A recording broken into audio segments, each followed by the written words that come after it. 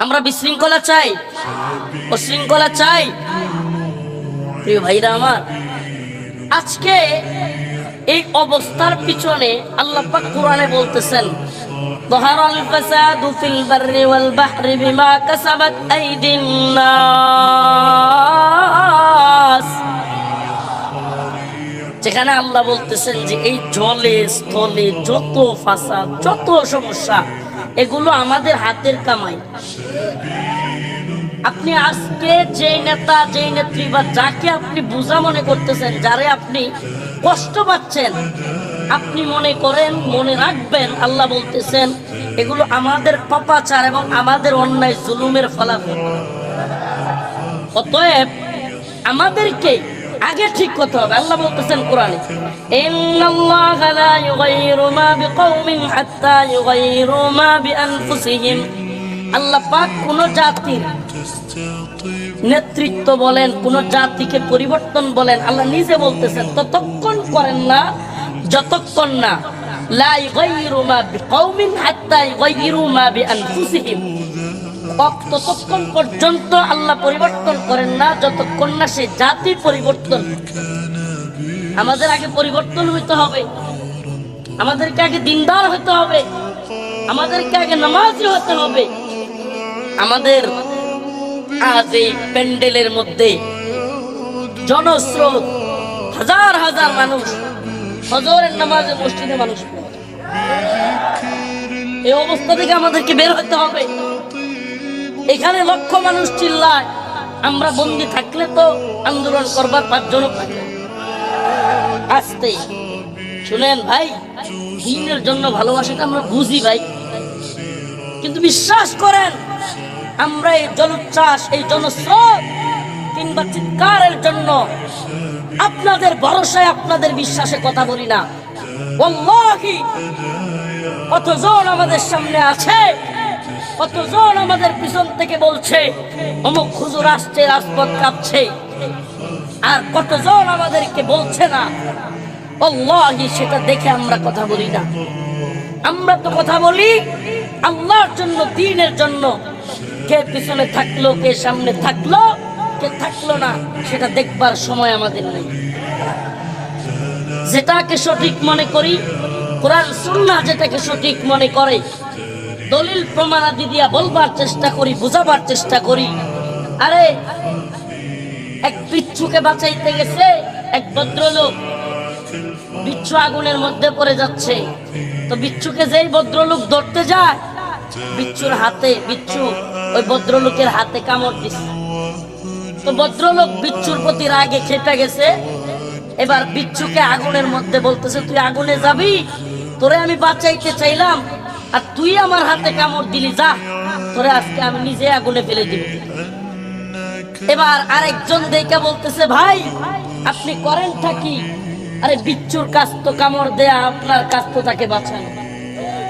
জালেমের কাজ জুলুম করা, আর আমাদের কাজ হলো জালিমকেও জুলুম থেকে বাঁচানো। অতএব দায়িত্বটা খুবই সুস্পষ্ট। রাসূল সাল্লাল্লাহু আলাইহি ওয়াসাল্লাম হাদিসের মধ্যে বললেন সাহাবায়ে কেরামকে, হে আমার সাহাবারা, তোমরা তোমাদের মাজলুম ভাইদেরকে বাঁচাও এবং তোমরা তোমাদের জালিম ভাইদেরকেও সহযোগিতা করো। সাহাবায়ে কেরাম বললেন, ইয়া রাসূলুল্লাহ, এটা কেমনে সম্ভব? এ ভাই একবারে জবান চুপ, কেউ কথা বলবেন না। ইয়া রাসূলুল্লাহ, মাজলুমদের সহযোগিতা করা এটা তো বুঝলাম, কিন্তু জালেমদের সহযোগিতা কিভাবে করব? রাসূল সাল্লাল্লাহু আলাইহি সাল্লাম বললেন, জালেমদেরকে জুলুম করতে দিবা না, এটাই হলো সহযোগিতা। সুবহানাল্লাহ বলেন। প্রিয় ভাইরা আমার, এই জন্য আমাদের কাজটা কি আল্লাহ একবার সুস্পষ্ট বলে দিয়েছেন। দায়ীদের কোনো, দেখেন আমি একটা ছোট্ট ঘটনা বলি, আপনারা তাহলে বুঝবেন খুব সুন্দর। আপনাদের এলাকায় আছে কিনা, কিছু চাচা আছে, কথা নাই বার্তা নাই, দুম দাম বলে পিটা আছে না? তো এইরকম এক চাচা তার বউকে খুব মারে। তো কোনো যদি রাগ থাকে মাথায়, তাইলে রাগ কিন্তু একদিকেরটা অন্যদিকেও বল করে, অনেক সময় কি করে, আসর করে। তো চাচা সকালবেলায় চাষিরে পিটাইয়া চলে গেছে ক্ষেতের মধ্যে কাজ করতে, আর এইদিকে চাষি রাগে লাঠি একটা নিয়া মুরগে আসছিল ধান খাইতে, মুরগরে দিছে বাড়ি, মুরগ গেছে মইরে। এখন চাচার খুব আদরের মুরগ, এখন চাষি মনে মনে টেনশনে পড়ে গেছে, হাইরি আমার যেই স্বামী কথা নাই বার্তা নাই আমারে বাড়িতে এসে পিডা, এই স্বামী যদি জানে তার পছন্দের মুরগ মাইরা ফেলছি, আমার তো উপায় নেই। এখন ওই চাষি বুদ্ধি কইরা এই মরা মুরগরে জবাই করছে। কি করছে? মরা মুরগ জবাই কইরা রোস্ট বানাইছে। উদাহরণটা একটু বোঝার চেষ্টা করি। মরা মুরগ জবাই করে রোস্ট বানাইছে, রোস্ট বানায় রান্না করছে সুন্দর করে। যেই চাষি একদিন মারলে 5 দিন চাষার দিকে মুখ ফিরে থাকাইতো না, তাকানোর সিস্টেমই ভিন্ন হইতো। এখন মরা মুরগের রোস্ট রাইন্দা চাষা সুন্দর ক্ষেত থেকে বাড়িতে আসছে, চাষি গামছাটা নিয়ে গেছে, নিয়ে বলতেছে গোসল করে আসেন, সালাম দিছে। চাষা মনে মনে কয়, হাইরি আমি কি ভুলটাই না করতেছি, আমার কত ভালো বউটারে আমি উদায় উদায় মারি, এত মারি, তারপরে আমার বউ আমার এত আদর করে। হাই হাই, চাচার মনে এক ধরনের অনুশোচনা চলে আসছে। তো চাচা ওই ব্যক্তিকে, ওই তার বউকে বলতেছে, আহা তোমাকে আমি অযথাই মারি, তুমি আমার জন্য গামছা নিয়ে আসলা। এবার গোসল করার পরে চাচা বাড়িতে গিয়া তো আরো অবাক, হাই হাই আমার বউ আমার লিগে একবারে দস্তরখান বিছাইয়া মাদুর পাটি বিছাইয়া একেবারে রোস্ট বানায় রাখছে মুরগের। চাচাই তো খুশিতে গদগদ হয়ে গেছে। হাই হাই, চাচা যেমনি খাইতে নিবে, চাচার একটা ছোট্ট মেয়ে চাচার দিকে ফেল ফেল করে তাকায় আছে। চাচাই ভাবছে, আরে বাচ্চাটা মনে হয় খাইতে চায়। তো বাচ্চাটা অল্প বয়স, সে মনে মনে কইতেছে, বাবা আমি তো খাইতে চাই না, মূলত ঘটনা তো আমি জানি, এখন যদি সত্য ঘটনা বলি তাইলে মাই খাবে মার, আর যদি সত্য ঘটনা না বলি বাবাই খাবে হারাম।